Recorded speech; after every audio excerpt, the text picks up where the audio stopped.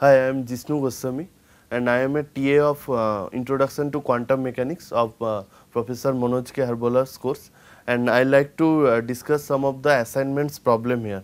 So, the first problem I pick is that from assignment 1, and which is that if Wien's formula of distribution for black body is correct, then to find the Stefan's constant and the Wien's constant. So, the question is look like this. So, assuming Wien's formula for radiation to be correct, find the values of lambda max T and Stefan Boltzmann constant. And also the second part of the question is using Wien's formula for radiation, obtain the average energy of a photon in a cavity of temperature T. Let us get started. So, we know that the energy distribution of a black body from Planck's law. So, if we consider that Wien's law is the correct law of black body distribution, then the energy distribution we write is like this: U nu T is equal to 8 pi h nu q by c q e to the power minus h nu by k t, right. So, this is Wien's law, Wien's distribution law, and this law was given way before the Planck's law. And if you remember the Planck's law correctly, the Planck's law is U nu T is equal to 8 pi h nu q by c q 1 by e to the power h nu by k t minus 1, and this is Planck's distribution law. Now, we can get the Wien's law from this Planck distribution law. We know that this Wien's law is hold for the short wavelength or large frequencies. So, if we take this approximation h nu by k t very greater than 1, and so we get back the distribution as u nu by t from 8 h pi h nu q by c q e to the power minus h nu by k t, and this is we get that Wien's distribution law. So, now the point is, you can ask me that question that when I say that Wien's law is way before Planck's law, and you know that the black body spectrum, the discrete energy spectrum, the photon quanta, that h nu thing was first introduced by Planck. So, you may get suspicious a little that then how in Wien's law did h factor, nu factor, c q come. So, actually that, well, the Wien's does not give that this law exactly. What he actually derived his law from a thermodynamical point of view, and his approximation was that black body radiation was emitted by molecules which followed Maxwell velocity distribution, and he actually predict the thing that u lambda t is actually proportional to some constant C1 lambda to the power alpha e to the power c by lambda t. So, C1 and C2 are two constants, C1, C2 are two constants, and lambda is the wavelength and T is the temperature. T is the temperature. Now, from the Stefan's law, he actually predicted this value of alpha using the Stefan's law that you have to integrate all over all wavelengths. So, by integrating and equating with this E equal to sigma t to the power 4, he actually predicts this alpha is equal to 5. Now, that from Planck's law, then actually people get back to that if we take this approximation, we get this Wien's law, Wien's approximation. Now, let us consider that this Wien's law of distribution is correct distribution law for black body, and we are not taking the Wien's approximation, but consider that this is the correct distribution. So, we are again stick to the Planck's hypothesis that the black body is radiated by the quantum or the quantas or the photons which have the discrete energy h nu, but the distribution we use is using this Wien's distribution. Now, we know that this u nu T is equal to 8 pi h nu q by cq e to the power minus h nu by kt. So now we transform this equation in forms of wavelengths. Nu is the frequency. So we know that nu is equal to c by lambda. So remember that from class you know that when you have to transform this into wavelength, we have to take like consider this d nu factor. So minus h nu by kt d nu. So when you substitute this, we get this equation like 8 pi h c by lambda to the power 5 exponential of h c by lambda kt minus of d lambda. So in terms of lambda t, we get that u lambda t is equal to 8 pi h c by lambda to the power 5 exponential h c by lambda kt minus d lambda. Now to find the lambda max t, so we will minimize this du by d lambda in terms of lambda. So what we do is du by d lambda is equal to 0, and from this actually we can get that lambda max. So optimize it with respect to lambda. So we find that, and using this we actually find that lambda max t is equal to hc by 5k. Now we find this as 2.888 into 10 to the power minus 3 meter Kelvin, and we see that this value is very close to the original experimental value. Now let's move to the second question. So if you remember the second question is find the value of Stefan Boltzmann constant using this distribution law. So let me write the distribution law again in terms of frequency. So the frequency on the distribution law is 8 pi h nu q by cq exponential minus h nu by kt, right. So to get the Stefan constant, now what we have to do, we have to integrate over the all frequencies. So when we integrate over all frequencies 0 to infinity u nu comma t to 0, so 0 t nu, so this is equal to 0 to infinity 8 pi h nu q by cq exponential minus h nu by kt d nu, right. So this is a very standard integration. So what we do is that we substitute h nu by kt is x, so our integration form becomes 0 to infinity 8 pi h by cq, and nu q we substitute kt by x to the power q, into xsq, kt by h to the power q into xsq e to the power minus x dx, and this is d of kt by hx. So this is equal to 0 to infinity 8 pi h by cq kt by h q x q e to the power minus x into kt by h dx. So we get the form like 8 pi h by cq into kt by h to the power 4 0 to infinity xsq e to the power minus x dx, and this is look like. So if we get the 8 pi h q by cq k to the power 4 t to the power 4, so we get the correct t to the power 4 as we expected from the Stefan's law, and this integration we know that this is give us gamma 4.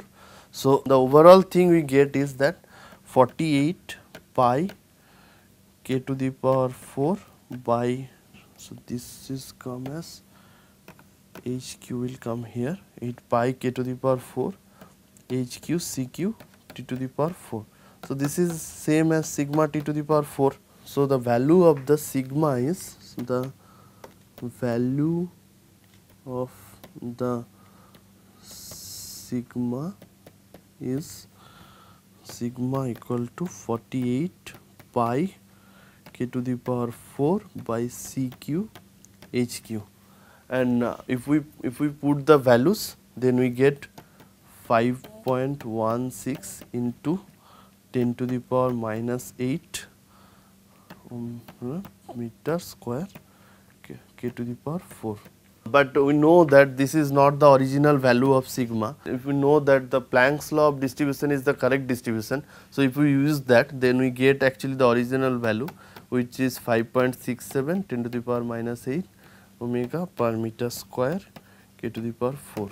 Now the second part of the question is, using the Wien's formula for radiation, obtain the average energy of a photon in a cavity of temperature T. So to do that, we will use this again. We will write this Wien's distribution formula for the B part. We again write the we know that this u nu is equal to 8 pi h by CQ nu q by CQ e to the power minus h nu by kT. So this is the Wien distribution law. So using this, we will find the average energy of a photon in a cavity of temperature T. So the total number of photon per unit volume could be written total number of photons per unit volume n by V is equal to 0 to infinity n nu d nu, right. So this is the, and we know that each photon has energy of h nu, right. So this a d nu can be written as the total energy distribution by h nu. So now we will find the thing which is the average energy. So what will be the average energy? The average energy will be that 0 to infinity u nu d nu divided by n by V, right. So this is the total energy and this is the number of photons per unit volume. So that so now the thing is that we already evaluate this part in the previous slides, that u nu d nu. So now we evaluate this n by V. So our n by V will be 0 to infinity u nu d nu by h nu, and we already know that what is u nu d nu. U nu d nu is 8 pi h nu q by CQ e to the power minus h nu by kT. So this is Wien's distribution law. So we have to evaluate this. Now at this point, so we know that, so we put here 0 to infinity 8 pi h by CQ nu q by h nu and exponential minus h nu by kT d nu, right. So this will come as 8 pi h by CQ. We can take it out of the integration 0 to infinity. So this will come as, again we consider that h nu by kT equal to x, like the same thing we did in the previous class, previous slides. So this will come as h 0 to infinity nu square by h e to the power minus h nu by kT d nu, and if we integrate this using that considering this and put the values, then we get 8 pi by CQ kT by h q, and this will come as 0 to infinity x square e to the power minus x dx. So this is 8 pi by CQ kT q by HQ gamma 3. So this is gamma 3 is 2. So, this is 16 pi kT by Chq. And from the previous slide, so we know that this is comes as that 48 pi k to the power 4 Hq by Cq T to the power 4, and from this n by v comes as 16 pi kT by Ch to the Chq n by v. So, if we divide this two, that average energy our will come as 3 kT. So, this is the average energy per unit volume. So, this is the first problem.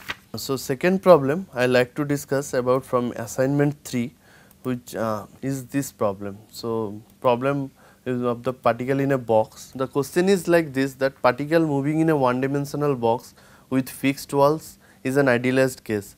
However, some polymer molecule can be thought of as a one dimensional box. Consider such a polymer that has 20 free electrons. Their potential energy is constant and can be taken as 0, and the length of the polymer is 1.83 nanometer. So, the question is, taking electron spin into account and Pauli's exclusion principle, find the quantum number n which is associated with the highest occupied energy level, and the second part is, what is the maximum wavelength of photon that can be absorbed by the molecule, and what would be the shaded color of the molecule. So, to solve this problem, so this is the particle in a box problem. So, first let me write the what is the energy levels of a 1D box. So, the energy level can be written as n square h square by 8 m L square. So, L is the length of the box. So, to do this, so now our system has 20 free electrons, and so and this electrons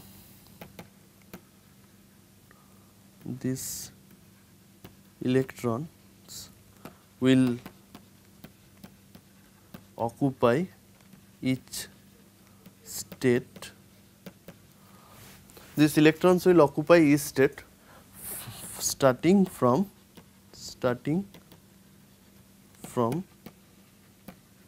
the lower energy state.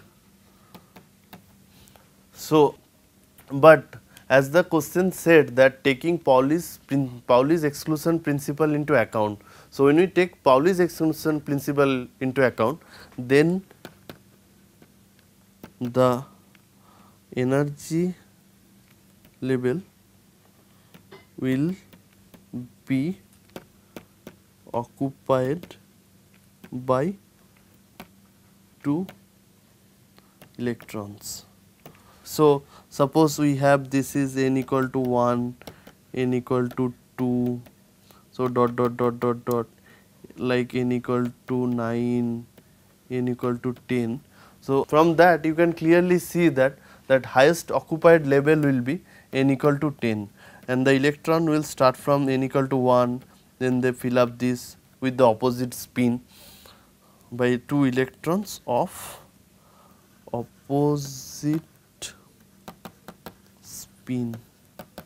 So, they will fill up this like this. So, the answer of the first question, that what is the highest occupied level without any excitation. So, that is the n equal to 10. So, this is the n equal to 10 and this is the highest occupied level, and the highest unoccupied level is this n equal to 11. This is the highest unoccupied level. So, now as its energy is quantized, so when a light fall into it, so it absorbs a photon and this electron can excite up to this point. So, they goes from this is highest occupied level and this is the lowest unoccupied level. So, when it absorbs a photon, it can goes to the lowest unoccupied level. So now we have to find what is the maximum wavelength it can absorb or minimum frequency. Now we know that the energy of the particle in a box is n square a square by 8 m l square. So the length of the box is given L equal to 1.83 nanometer. Now, so what is our lowest unoccupied level is n equal to 11 and highest occupied level is n equal to 10. So delta E would be h square by 8 m l square, and that will be 11 square minus 10 square. So we have all the informations we need. So at this point I like you to pause the video and try to get the solution on your own, and let's see that we are on the same page. So when we solve this, I will show you the solution now. So the solution will be a square by 8 m l square, 11 plus 10 and 11 minus 10, and this is delta E, and we know that the photon has energy delta E is equal to h nu because n is 1, and so this is equal to hc by lambda. So we will use this here, and so this is equal to hc by lambda. So if we solve this using this formula, so delta E will be a square by 8 m l square into 21, which is equal to hc by lambda. So hence lambda is 8 m l square c divided by 21 h. Now if we put these values, we will get lambda as 525 nm. So now the question is, what is the color of the molecule? So how we decide that what is the color of this molecule? So now we actually use our 12th standard conception that when a light falls on a molecule, so it absorbs the maximum wavelength of this order 525 nanometer, and after greater than that much of wavelength or less than that frequency, it cannot absorb that photon, so it will emit that photon. So let me say one thing. So when you see that, so you know that spectrum will be like violet. So the visible spectrum will looks like, so we get lambda is equal to 525 nanometer, right? So now we have to say that what is the color of the molecule. So as I said earlier that to know what is the color of the molecule, we use our concept of the 12th standard physics. So if a light falls on that molecule, so it can absorb up to maximum of this wavelength. So the rest of the wavelengths it cannot absorb, so it will emit that wavelength and we see that color. So for example, so we know that our visible spectrum is, first is violet, then it is this blue like this, then green, and then yellow, then sorry the orange or red is there. So there is orange also, this is the orange. So this is our visible wavelength. Now this 525 nanometer is falls on this band, blue band. So you cannot, so it cannot absorb this wavelength. So this is this wavelength, I think 570 nanometer. This is something 650 nanometer like this. This is 780 nanometer like this. So it cannot absorb greater than 525 nanometer. 525 nanometer. So, this wavelength it will emits. So, you see the color of the molecule will be, so it will be a shaded color. So, the color of the molecule will be yellow is orange. So, this is the color of the molecule. So, now let me go back to the question. So, the question is, so first the taking electron spin into account and Pauli's exclusion principle, find the quantum number n. So, that answer is that n, and what is the maximum wavelength of photon that can be absorbed by the molecule, and which is 525 nanometer. And the next part, what would be the shaded color of the molecule. So, the shaded color of the molecule will be yellowish orange here. So, let me write the answers. So, the n will be equal to 10, that is the answer of A. The B answer will be lambda is 525 nanometer, and the color of the molecule will be yellowish orange. The next problem I am going to discuss is this problem.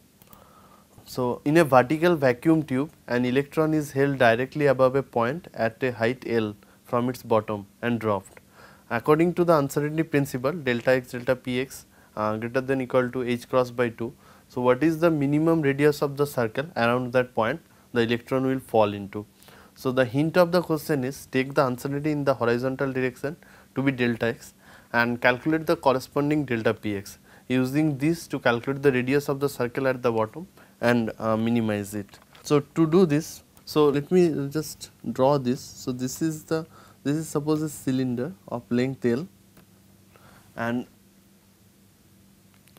the electron is fall from vertical from it, and the uncertainty is given in this direction is delta x. So, if it is not if it does not have any uncertainty, if suppose it is a classical particle, then we know that the L will be half g t square, right. So, if the free fall is there, so we write t is equal to root 2 L by g.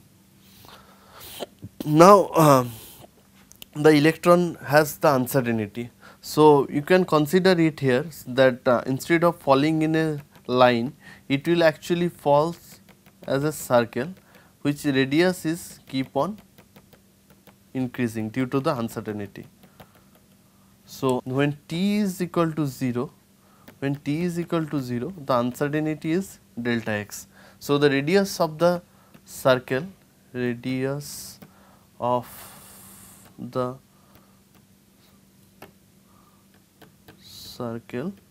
is then delta x. Now, so we know that the p we know that the p also has the uncertainty. So, the uncertainty relation is delta x delta px greater than equal to h cut by 2. So, from this we can actually, so after time t, so what will be the radius? So, the radius will be r equal to delta x plus delta vx into t. So, due to the uncertainty, so there is uncertainty in the velocity, that is in the momentum. So, for that the radius of the circle will increase, and so you can think of it is like spread out, so this will spread out at, so this is the delta x at t equal to 0, this is the delta x, and this increasing will be the radius of increasing, this will be delta vx into t. Now, we find already the t, what is the t.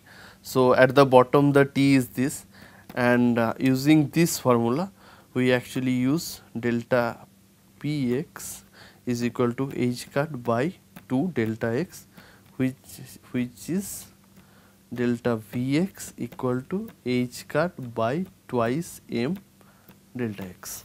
Now, our r will be delta x plus h cut by twice m delta x, and t will be 2l by g, right.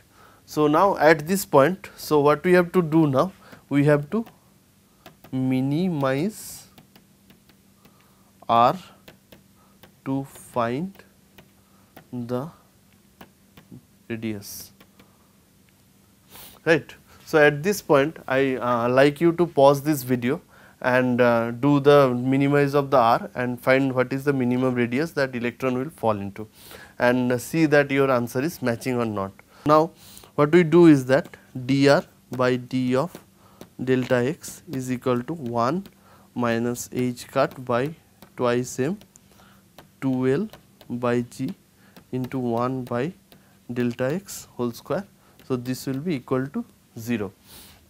Now, h cut by twice m 2l by g into 1 by delta xs whole square equal to 1, and from that we can calculate delta xs square is equal to h cut by twice m root 2 l by g, right.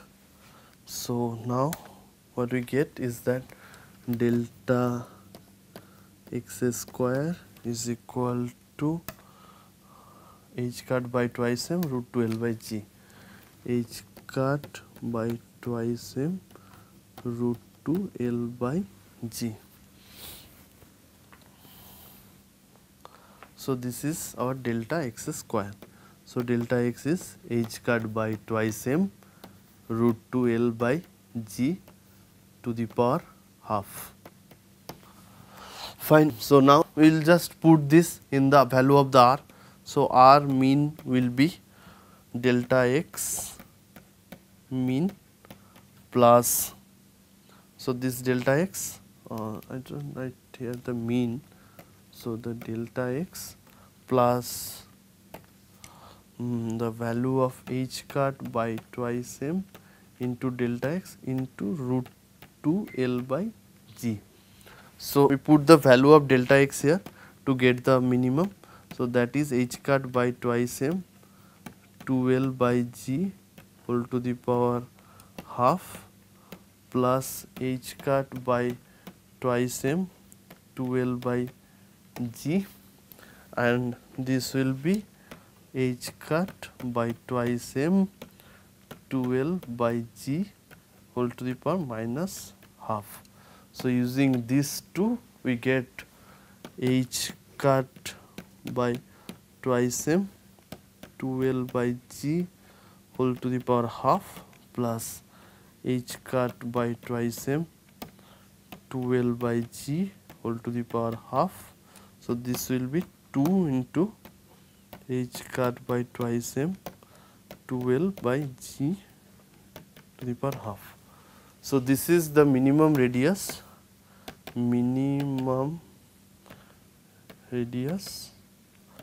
of the circle. Around that point the electron will fall into. So, minimum radius of the circle in which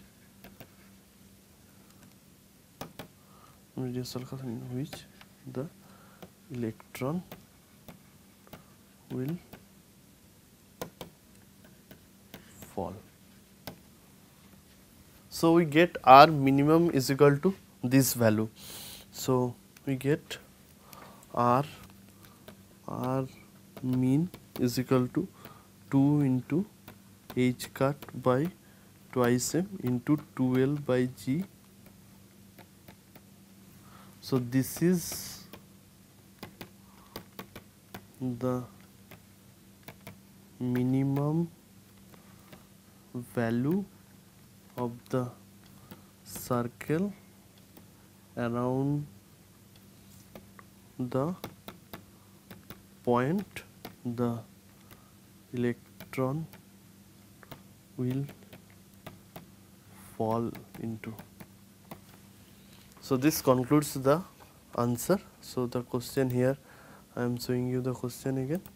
So, this is the question. So, what is the minimum radius of the circle around that point that the electron will fall into. So, the answer will be this. So, this is the minimum radius of the circle.